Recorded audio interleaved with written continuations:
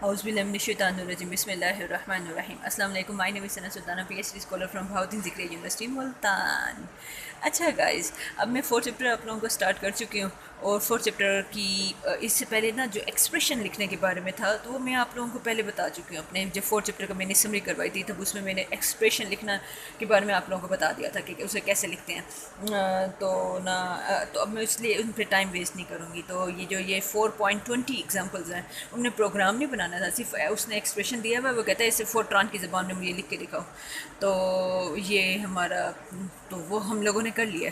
तो अब मैं इसके प्रोग्रामिंग की तरफ चलती हूँ। प्रोग्राम्स में क्या कहता है, जैसे ये प्रोग्राम 4.21 है, इसका हमने प्रोग्राम लिखना है और ये प्रोग्राम बड़ा इंटरेस्टिंग है, उसकी फरमाइशी बड़ी यूनिक है। कहता है कि ना मैंगोज कॉस्ट पर डज़न, मतलब 12 मैंगो की दर्जन 12 मतलब एक दर्जन मैंगोज़ की उसने कीमत बता दी है 62.80 है। ओके, ठीक है, मतलब उसने एक दर्जन मैंगोज़ की कीमत बता दी है कि वो हमारे पास 62.80 है। अच्छा, it is it is required to find the cost of 28 mangoes. अब वो कहता है कि हमने 28 मैंगोज़ की कॉस्ट फाइंड करनी है टू द नियरेस्ट पैसा। और वो कहता है आपने उसके पैसा भी, मतलब उसके पैसे भी बताने हैं, जैसे इसने बताया हुआ ना, उसने सिर्फ रुपीज़ नहीं बताया, उसने पैसा भी उसने बताया हुआ कि 80 पैसे लगे, 20 पैसे लगे, या कितने पैसे लगे, वो भी बताने हैं। ओके, अब वो कहता है and print the answer as rupees and paise. और वो कहता है आपने आंसर जो है, मतलब आउटपुट अपनी रुपीज़ और पैसे अपने आउटपुट देने हैं। वो कहता है write a program to do this, और वो कहता है जो प्रोग्राम ये काम करेगा ना, तो वो हम आपको ये दिखा रहे हैं। इस प्रोग्राम का एक तरीका ये है, दूसरा तरीका है, एक और भी इसका है मेथड, वो मेथड हम लोग करेंगे। एक और भी मेथड है इसका, इसका नेक्स्ट वर्जन है। तो अभी मैं आपको बता देती हूँ। ये जो खौफनाक दिखने वाला प्रोग्राम है, इसको पहले एक्सप्लेन कर देती हूँ, फिर इसके बारे में मैं आपको फर्दर एक्सप्लेनेशन दूँगी। इसकी मैंने ट्रेसिंग भी कर लिया है, इसके एक स्टेटमेंट जो है वो भी कर लिए, तो और वो आप लोगों को अब मैं समझाती हूँ, गौर से समझिएगा, बड़ी कीमती बातें हैं। अच्छा, चलो इसको देख लेते हैं। ये स्टैटिक लगा हुआ है, इसका मतलब प्रोग्राम का नाम लग दिया है। इस प्रोग्राम कैलकुलेट 28 मैंगो की कीमत निकालें, डज़न मैंगो की कीमत आपको गिवन है। प्रोग्राम अब स्टार्ट हो गया। प्राइस ऑफ मैंगोज़ इसका नाम रखा है, इम्प्लिसिट नन रखा है, इंटीजर रुपीज़ और पैसा इंटीजर में हमें देंगे, और कॉस्ट ऑफ 28 मैंगोज़ की कॉस्ट जो है वो उसने इंटीजर में 3 वेरिएबल रख दिए हैं। क्यों रखे हैं मैं आपको रीज़न आपको आगे चल के बताऊँगी। आगे रियल में डज़न मैंगो मतलब दर्जन मैंगो की कीमत इशारिया में थी, इसलिए उसे रियल में रख दिया है। और आर मतलब real value of cost of 28 ये है। ये क्या यूज़ है, क्यों है, वो अब मैं आपको बताती हूँ। Read the cost of 12 mangoes, इसके बारे में आपको बताती हूँ। ये देखो, आपने सबसे पहले काम क्या करना है, सबसे पहले आपने वो जो 12 मैंगोज़ की कीमत है ना वो मांगनी है। मतलब पर डज़न 12 मैंगोज़ की कीमत गिवन है, वो है 62.80, और ये आपने यूज़र से मांग लेनी है। इसे वो डिनोट कैसे कर रहा है, कॉस्ट ऑफ डज़न मैंगो। यहाँ पे कॉस्ट ऑफ डज़न मैंगो, हाँ ये देखो, ये वेरिएबल है रियल में, कॉस्ट ऑफ डज़न मैंगो। इसकी वैल्यू क्या है, ये जो आपको सवाल में गिवन थी, इसी की वैल्यू ही हम लोग इधर इस वेरिएबल में, मतलब कॉस्ट हैश ये बैक स्लैश, और ये हम डज़न में हम इसकी वैल्यू सेफ रख देंगे। तो आप लोगों को इस वेरिएबल का यूज़ पता चल गया होगा कि ये वेरिएबल क्यों इसने यूज़ किया है। आगे देखते हैं। ठीक है, मांग लिया। अब यही वैल्यू आपने यूज़र से मांगनी। प्रिंट एंटर करो, फलाने डज़न मैंगोज़ की वैल्यू एंटर करो। जैसे वो एंटर करे आपने उसे पकड़ के किस में डाल देना है, कॉस्ट ऑफ डज़न मैंगो, उसने इस वेरिएबल में डाल देना है। अच्छा, और फिर ये जो कॉस्ट थी वो उसने शो करवा दिया कि दर्जन मैंगो की कीमत हमारे पास इतनी है। तो अगर आप ये ना भी करवाओ तो बेहतर है, तो करवा देते हो तो ठीक है, कोई मसला नहीं है। अब वो कहते हैं calculate the price of mangoes इन पैसाज। तो इससे पहले मैं आपको ये बताती हूँ। ये देखो, थोड़ी सी चीज़ें एक्सप्लेन कर देती हूँ। आपको पता है आपके पास 12 मैंगोज़ की कॉस्ट कितनी है, 12 मैंगोज़ की कॉस्ट कितनी है, इतनी है। अच्छा, अब आपने एक मैंगो की कॉस्ट निकालनी है, तो आपको क्या करना पड़ेगा, ये 12 विद मल्टीप्लाई हो रहा है, उधर जाके डिवाइड हो जाएगा, आपके पास एक आम की कीमत निकल आएगी। तो मैंने क्या किया, इसको 12 से डिवाइड कर दिया, ये मेरे पास आंसर आ गया। मैं साथ साथ ट्रेसिंग करती जा रही हूँ, ये याद रखिएगा, मैं साथ साथ ट्रेसिंग कर रही हूँ। मैंने ये 62 को 12 पे डिवाइड कर दिया है, और मेरे पास जो आंसर आया वो मैंने यहाँ मेंशन कर दिया है। आगे, अच्छा, अब वो कहता है 28 मैंगोज़ की, इसी में देखो अगर मैंने 28 में एक मैंगो की आपको कीमत पता चल गई ये, अगर मैंने 28 मैंगोज़ की कीमत निकालनी है तो मैं क्या करूँगी, आप इसी वैल्यू को 28 से मल्टीप्लाई कर दूँगी, 28 से मल्टीप्लाई कर दूँगी, तो यहाँ पे भी यही काम हुआ है। ज़रा गौर से देखो, इधर आ जाएगा 28, इस फार्मूले में 28 मल्टीप्लाई हो जाएगा, देख लो वही काम हुआ है, 28 multiplied by this divided by 12। इसी फार्मूले के साथ 28 मल्टीप्लाई कर दिया और यहाँ मैंने कैलकुलेटर के थ्रू 28 से मल्टीप्लाई कर दिया, ये आंसर आ गया। अब आपके पास बज़ाहिर 28 मैंगोज़ की कीमत निकल आई है। अब आपने क्या करना है, अब आप तो कहेंगे प्रोग्राम तो बहुत ज़्यादा आसान है, तो ये इतना आसान नहीं है जितना आसान दिख रहा है। तो आपको मैं बता देती हूँ, इसमें अब आपने रुपीज़ इकट्ठे अलग करने हैं, मतलब इशारे से पहले वाली वैल्यू अलग वेरिएबल में डालनी है और इशारे के बाद वाली वैल्यू अलग वेरिएबल में डालनी है, ठीक है। और अब मैं उसकी स्टेटमेंट्स, अब मैं ये हमारे पास आंसर तो आ गया, अब इनको अलग अलग कैसे करती हूँ वो मैं अब आपको दिखाती हूँ।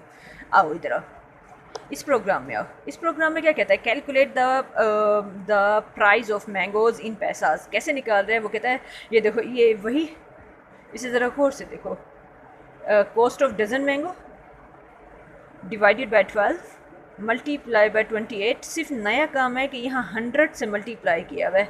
100 से मल्टीप्लाई क्यों किया है, इसका अब मैं आपको जवाब देती हूँ। अच्छा आ जाओ इधर आओ, ये देखो आपके पास इसे वो आर, जिसे यहाँ वेरिएबल यूज़ कर रहा है, आर कॉस्ट ऑफ 28। अब मैं आपको मैंने इधर इसे लिखा है रियल कॉस्ट ऑफ 28। असली कॉस्ट जो 28 की बन रही है वो क्या है, वो अब आपको दिखाती हूँ। ये देखो यही है, यही पूरे फार्मूले को आप 100 से मल्टीप्लाई कर दो।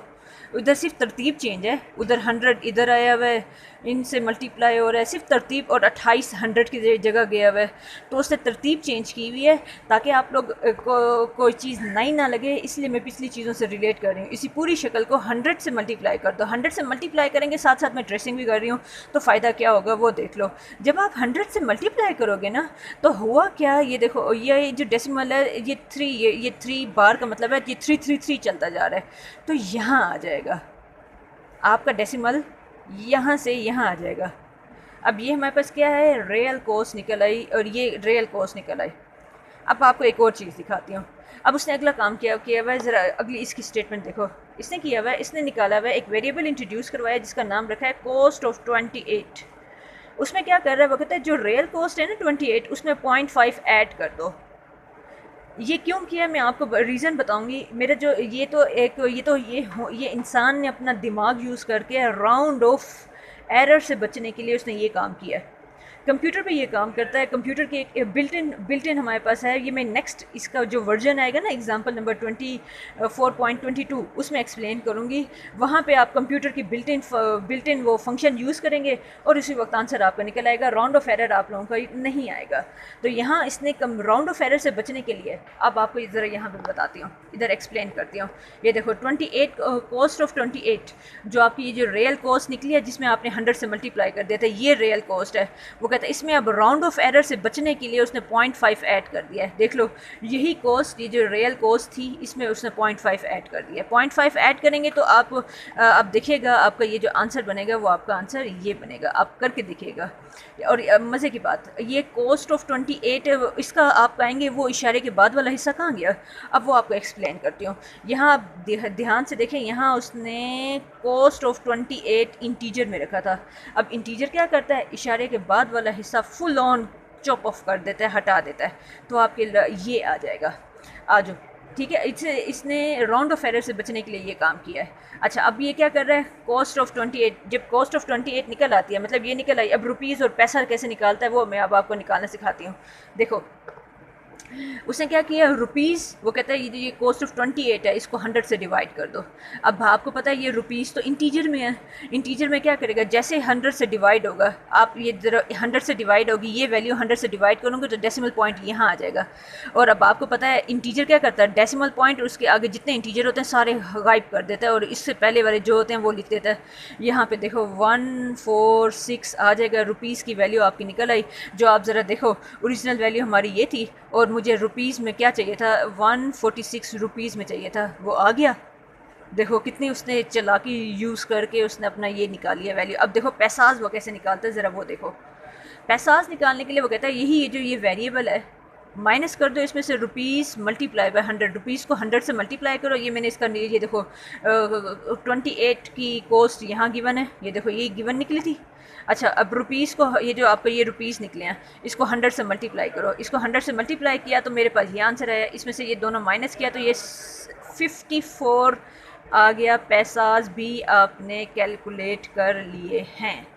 देख लो भाई, पैसा में हमें ये नहीं चाहिए था 5.3 राउंड ऑफ। अब उसने बोला था नियरेस्ट पैसा। देखो प्रोग्राम में वो चीख चीख के बोल रहा है कि नियरेस्ट पैसा, पैसा ये जो पैसाज हैं वो नियरेस्ट करीब करीब हो, तो इसके करीब करीब वैल्यू क्या होगी? 53 के करीब करीब वैल्यू 54 है। तो हमारे पास पैसाज भी नियरेस्ट में निकल आया, रुपीज़ में निकल आया। और यहाँ पे आपको आज मैंने एक नई टेक्निक सिखा दी कि अगर हमारे पास ये हो डेसिमल पॉइंट से पहले वाले को सेपरेट कैसे करते हैं और डेसिमल पॉइंट के बाद वाले को सेपरेट कैसे करते हैं।